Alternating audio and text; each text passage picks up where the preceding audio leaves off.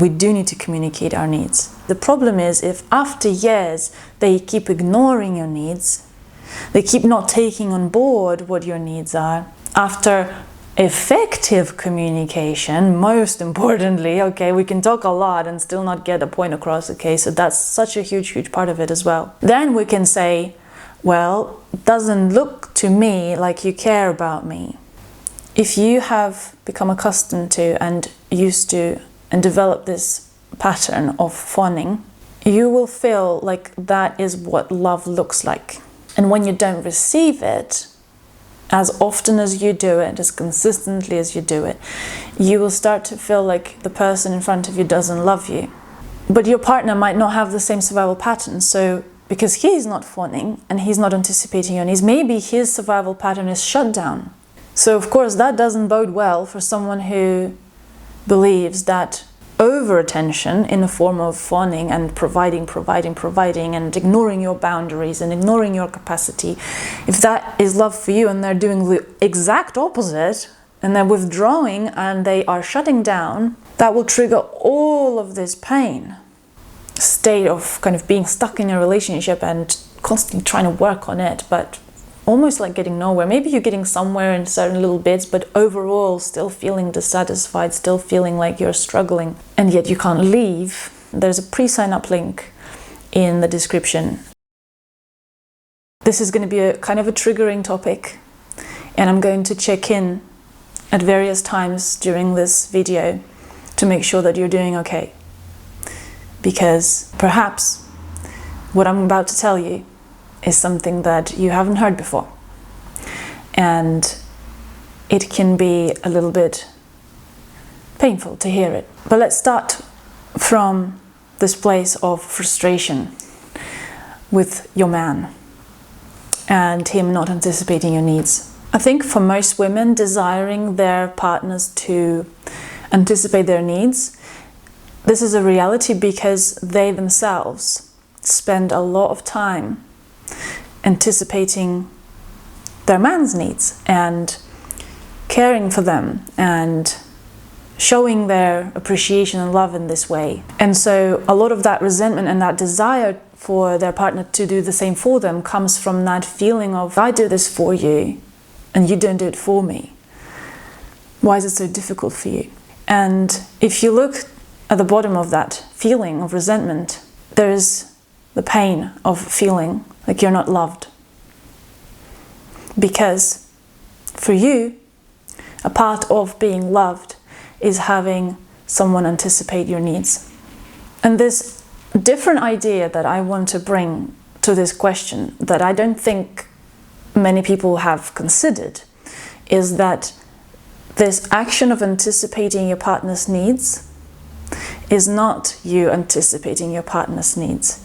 It is you fawning. Fawning is a nervous system stress response. And before you scroll on thinking, oh my God, another trauma content, another thing about like how it's my fault and it's like my nervous system is doing something wrong. Like, I know there's so much online about that stuff. I know. But this is super important, because if you're the one suffering in your relationship, and this is one aspect of it, like he's not anticipating my needs, it's your suffering, it's your pain. And we cannot forcibly change our partners. So if we're staying and we're choosing to continue to stay in this relationship, then it's our responsibility to do something about it. And I hope that the information I provide here in this video will give you that key to unraveling this painful dynamic of, why can't he just see me? Why can't he just know what I need without me having to over-explain it? So I think maybe to start with, let's define what anticipating someone's needs is and what fawning is. And from this point, this is where I want you to start just noticing if you're feeling okay as you hear this. I'm not there with you, so I can't make sure personally that you are okay and help you to regulate if you're not. So this is your job now to just keep track of, am I okay? And if it's too much, just pause and leave this video and walk away. On the surface, Anticipating someone's needs and fawning in relationship looks very similar.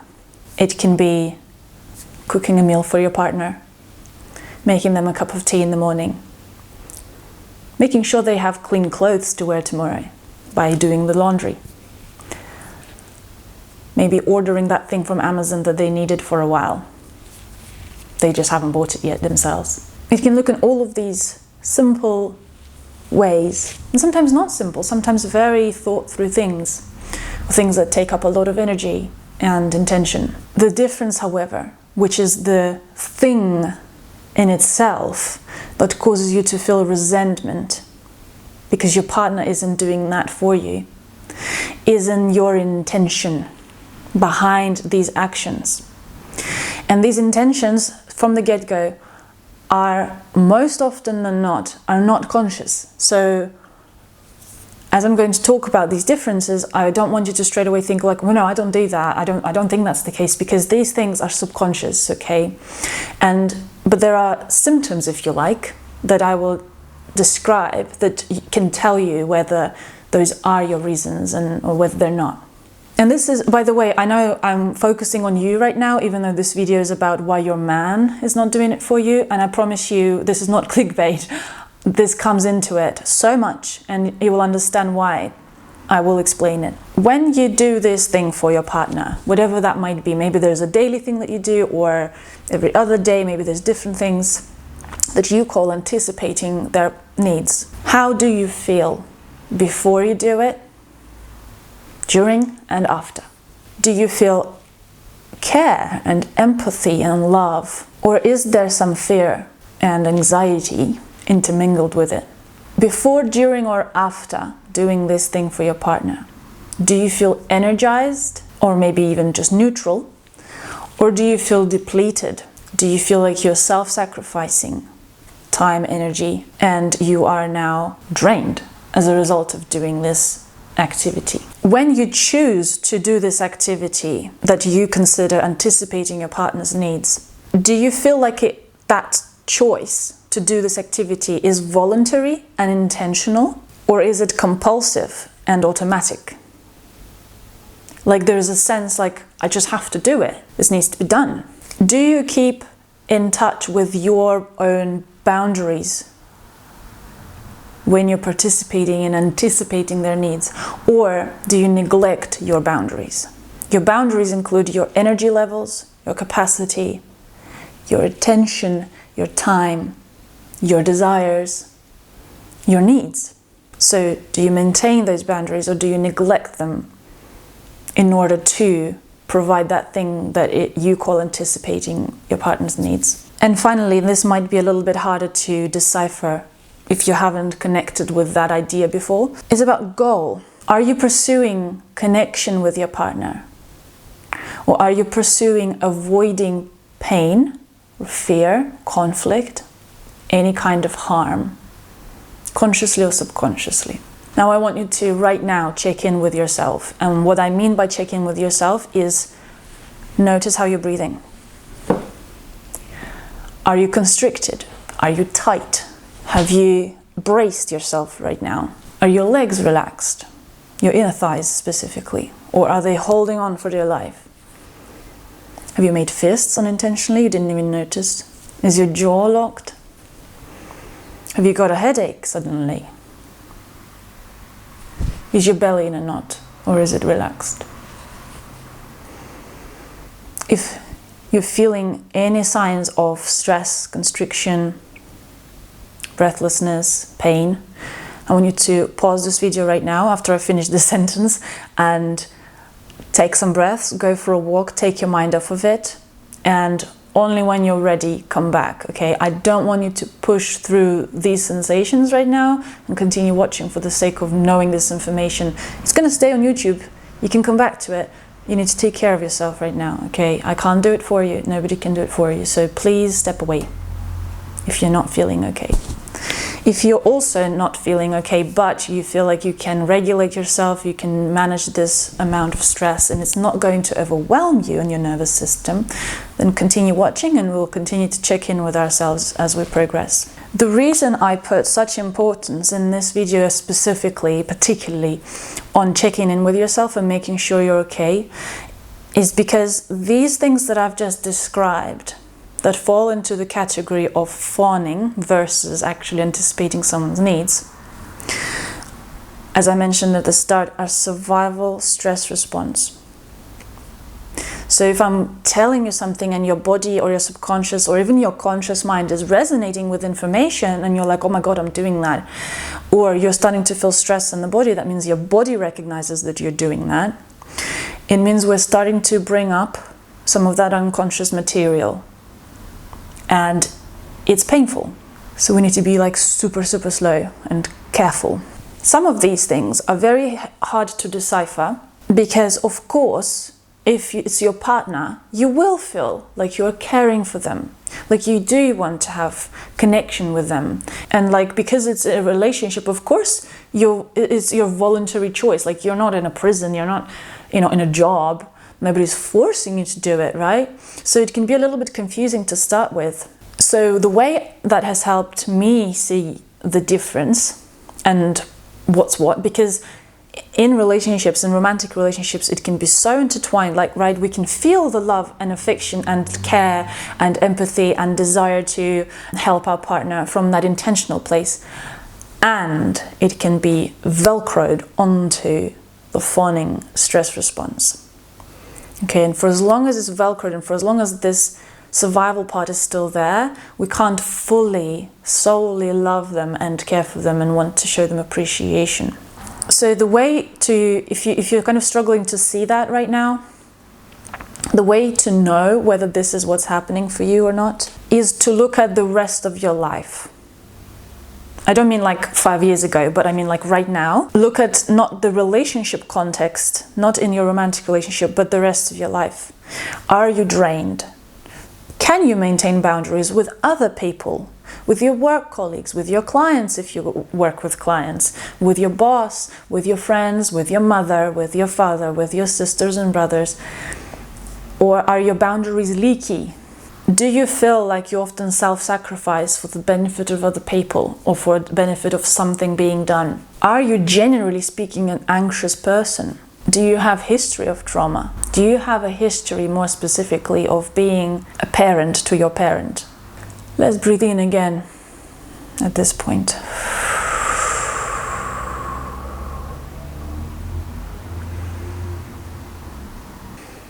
If you need to support yourself right now, just place your hands on your chest, on your belly. Take some breaths. Another nice way is to place one hand at the base of your head, the back, and the other on your forehead. It's a lovely holding practice, so just stay here. You can stay here for a good few minutes. Now I want to mention briefly the reason why this video is so focused around you and your potential nervous system response, as opposed to talking about the man in this role. And that is because if you are indeed fawning, or at least they are both intertwined, so that yes, you are anticipating needs, but also you're fawning. If fawning is present, in other words, your idea and expectation of what healthy love looks like will be slightly different to what it might actually be. In other words, if you have become accustomed to and used to and developed this pattern of fawning as a way to maintain good mood in the room with other people, you will feel like that is what love looks like. And when you don't receive it, as often as you do it, as consistently as you do it, you will start to feel like the person in front of you doesn't love you. When we heal our nervous system natural regulation mechanism, we start to recognize, not cognitively, but intuitively, in our feeling space, we start to recognize that people in front of us can have various different ways of expressing love. And the reason why a lot of men do not anticipate women's needs is because they don't tend to be as anxious as women. And they don't tend to develop the same survival patterns as women. So if you are someone who is fawning, you will have the expectation that that is how love looks like, unintentionally, unconsciously. But your partner might not have the same survival patterns. So because he is not fawning and he's not anticipating your needs, maybe his survival pattern is shut down. So of course that doesn't bode well for someone who believes that over-attention in the form of fawning and providing and ignoring your boundaries and ignoring your capacity, if that is love for you and they're doing the exact opposite and they're withdrawing and they are shutting down, that will trigger all of this pain of they don't love me. There is, of course, a depth in connection with another person when they genuinely know you and they know what makes you feel loved and they do it for you. But we have to be realistic about how it happens in healthy relationships. It happens over time, and it happens as a result of previous, continuous, consistent communication. There's this war going on online in the comments, when someone says they should just anticipate my needs, another woman might come online and say, no, they're not mind readers. You should communicate what your needs are. We do need to communicate our needs. The problem is not that they're not anticipating your needs. The problem is if after years they keep ignoring your needs, they keep not taking on board what your needs are and desires. After effective communication, most importantly, okay, we can talk a lot and still not get a point across, okay, so that's such a huge part of it as well. Then we can say, well, it doesn't look to me like you care about me. But because of these survival strategies that our bodies and our nervous systems and hence our brains have developed, it's so difficult to see it for what it is. And of course, when we then go online and we see these men do these extreme gift-giving and surprise making for their women. And again, you have to remember, some of them might have anxious tendencies, so they themselves might be fawning to their women. Okay, we need to remember that.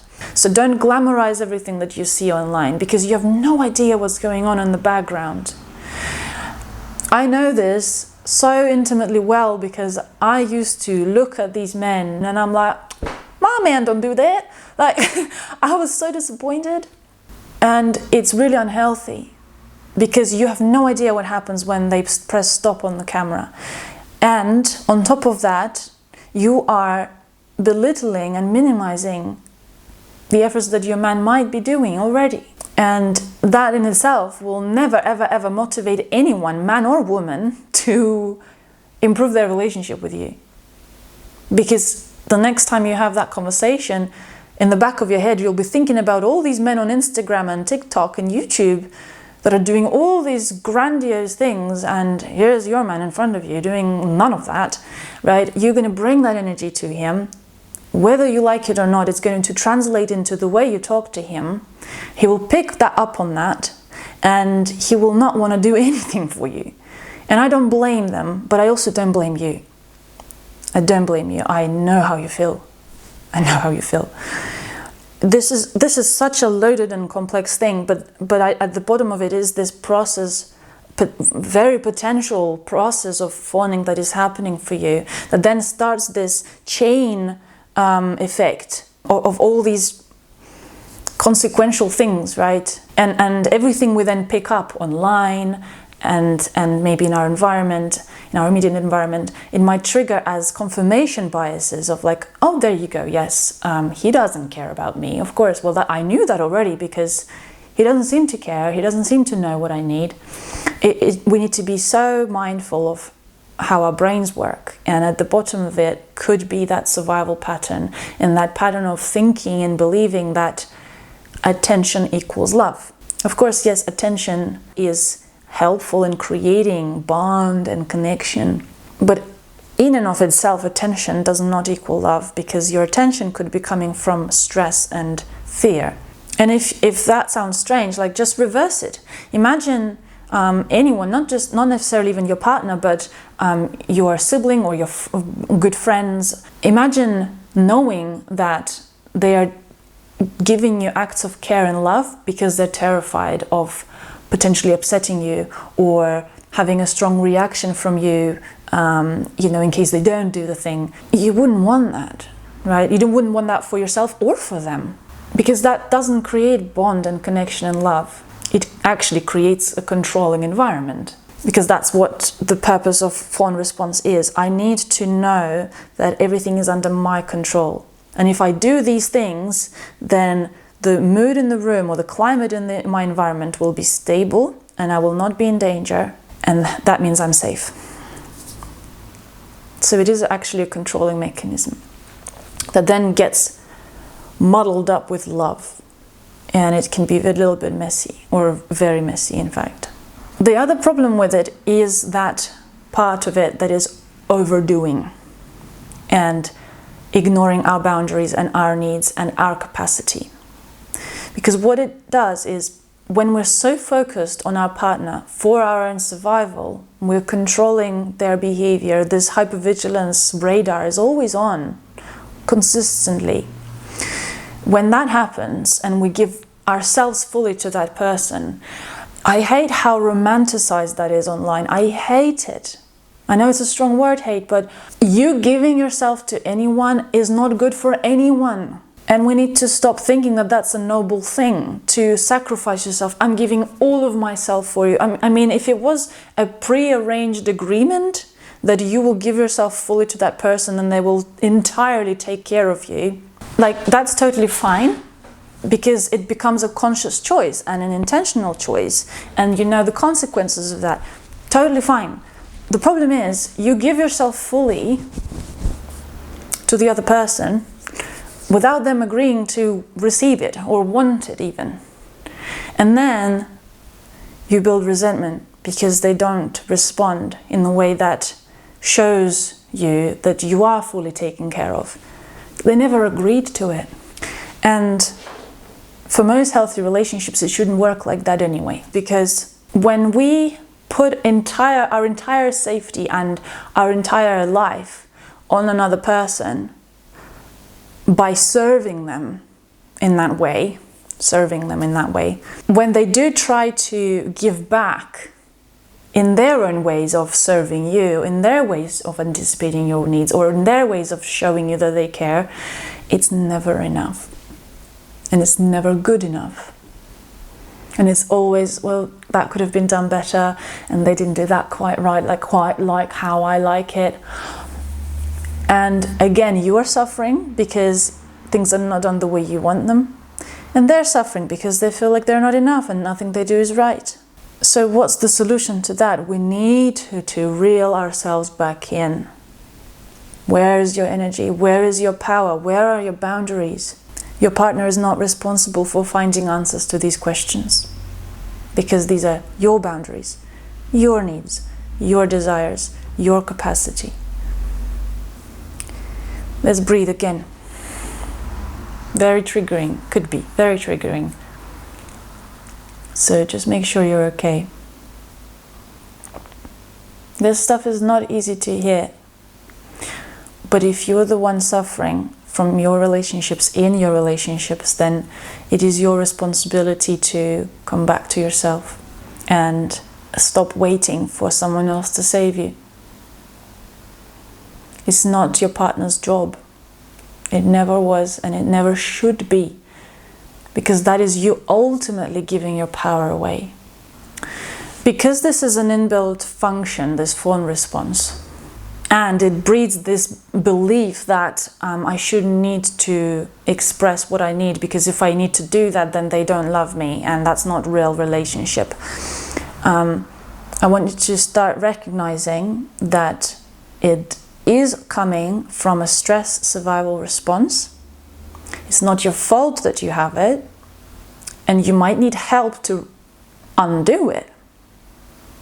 But ultimately, it is your responsibility to look at it and resolve it. And part of that will need to be sitting with your anxiety and sitting with the utter discomfort of having to communicate your needs. Because underneath all of that can be, not necessarily, but can be the shame of having to express your needs. The shame of being seen as your true, raw self. This is who I am. This is what I want. This is what I need. And the demons and the fears that can come up as a result of that are unbelievable. What if I'm making a mistake? What if they're going to get angry at me for my needs? What if they can't fulfill my needs? Then I have to minimize myself, and that's too painful. What if I am wrong and I actually don't need these things and I am okay without them? Notice what comes up to you when you even think about sitting in conversation about your needs. Because those thoughts are the thoughts that tell you, if I have to say it, then he doesn't love me. They come from the same place.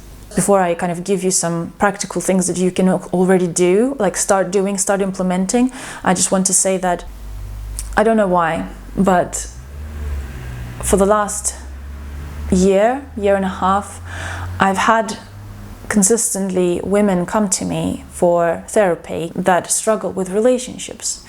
I would like to create a resource, either in the form of a course or a program, to help women that are really struggling in their romantic partnerships.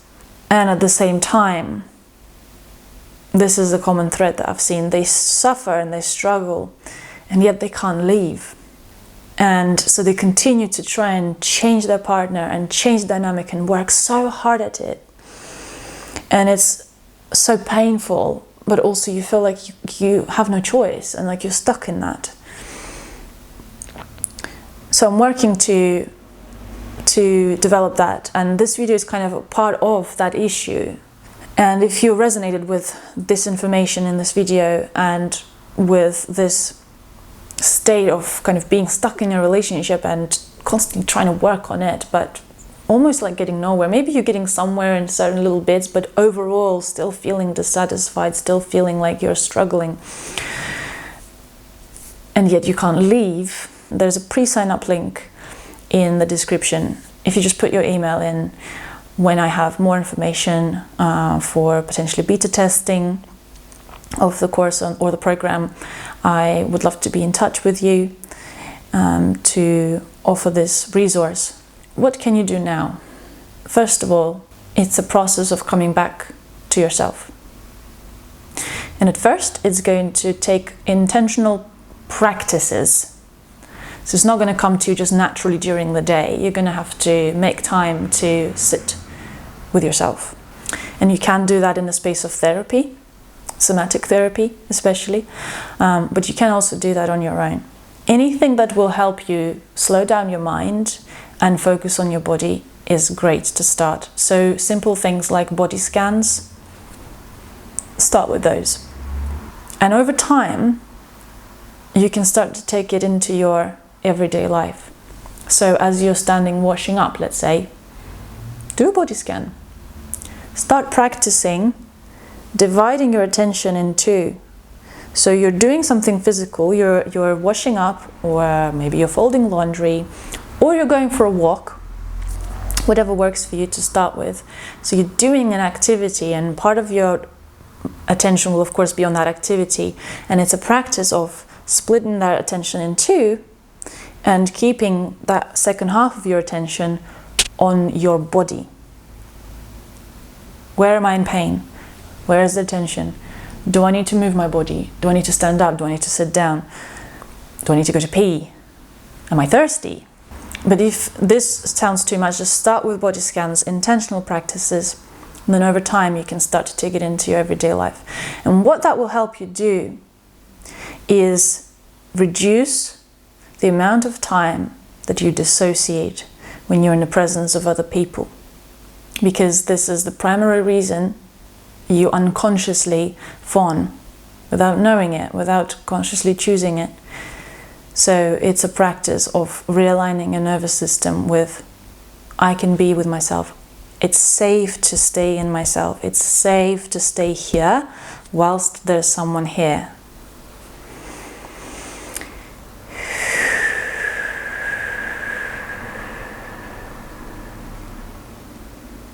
From that point, it will be easier to start to ponder on your boundaries, maybe in the form of journaling or even just a thought exercise.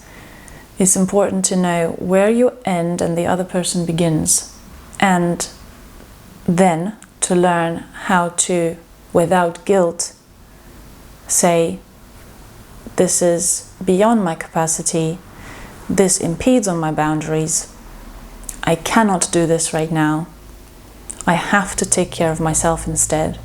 But take it step by step, these things that I've just mentioned. And if you find the first one easy, move on to the second one, and if you find the second one easy, and then move on to the third one, and so forth. And a lot will change when you get to that fourth part, and it might take a lot longer and a lot more steps in between the things I've mentioned, and it might require you to get help. But once you know your boundaries and you can say no without guilt, this pattern of fawning will start to shift. And I promise you, as a result of that, when you actually anticipate your partner's needs, you will feel no expectation from your partner to do the same. And what usually happens as a result of that is that they will actually start to anticipate your needs because the connection will be restored. You're not functioning from fear and anxiety and survival instinct anymore. So everything's starting to work differently. But you can't jump there. You can't force it that you can't jump there.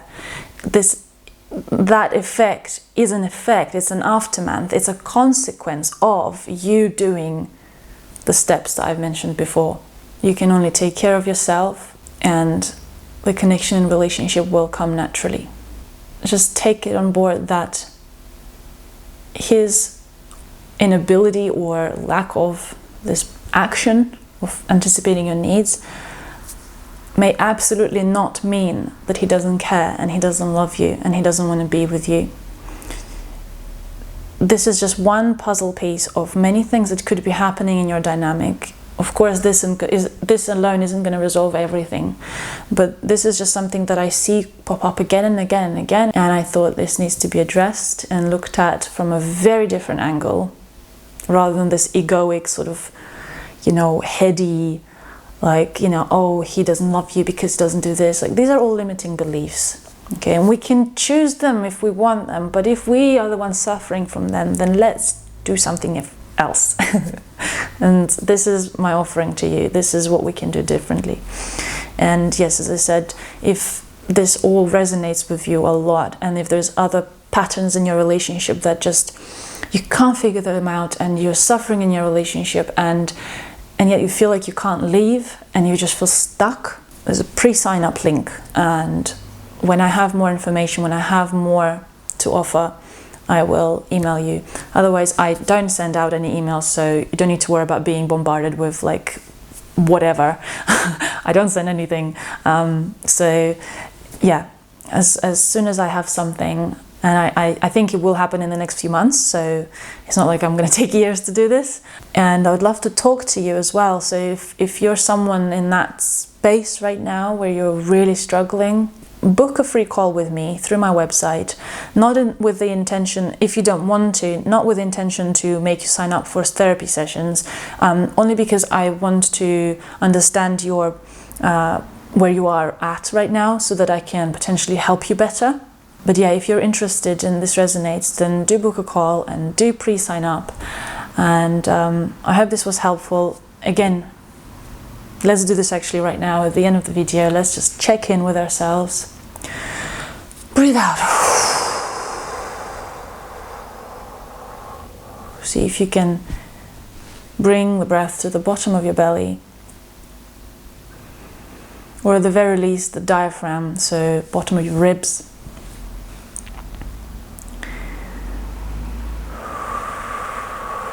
Shake it out if you need to. Ooh, if there's a lot of anxiety in your body right now, shake, shake, shake, shake, shake.